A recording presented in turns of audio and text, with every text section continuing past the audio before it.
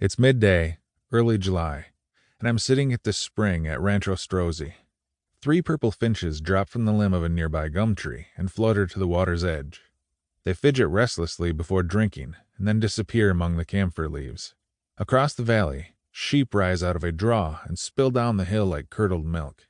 In every direction, the land folds and layers on itself in an endless succession of gentle swells.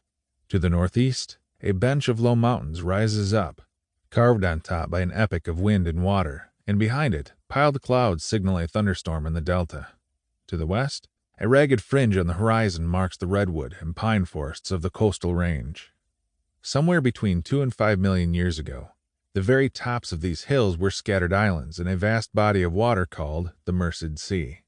Drastic tides and centuries of rain spread the alluvial sediments from the volcanic highlands widthwise across the state, creating fertile agricultural valleys. Now this is sheep and cattle country, miles of grazing land interrupted only by fencing and towering stands of eucalyptus. Scrub and black oak dot the hills, while bay, willow, and buckeye follow the drainage cuts, and cypress hedges become windbreaks. It's a frank land with a muscular grace.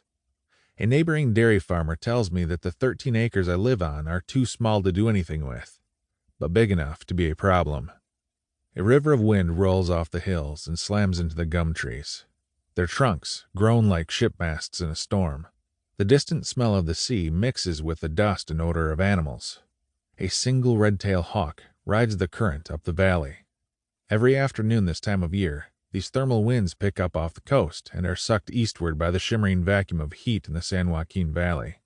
I imagine them rising over the Rockies, rippling the wheat and cornfields of the Midwest, sweeping through the deciduous forests of the East, helping a high fly become a home run over the left field fence at Yankee Stadium, and continuing across glassy Atlantic swells, ruffling the watch coat of a young sailor from California who is mysteriously gripped by a moment of nostalgia. 10 years ago, I pointed to these hills and said to my companions, "I love this kind of land." We drove up a small valley and turned into a dirt road with a "for sale" sign on it.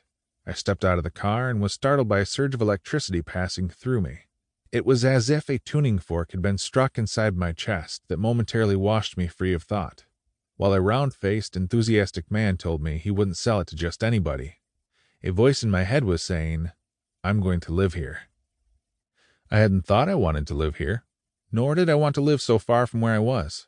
I had no motive for settling here other than that voice and the lit-up feeling when my feet hit the ground. Later that night, I woke up with what felt like an iron fist gripping the nape of my neck. I have no money, I thought. What am I getting myself into? From deep inside came the reply, "But isn't this what you wanted?" After a brief inner struggle, I quit trying to understand and assumed there was power present. I borrowed money from friends and bought the land. I borrowed more money, invested in a carpenter, and set to work remodeling the barn into a dojo, and the chicken shed into an office.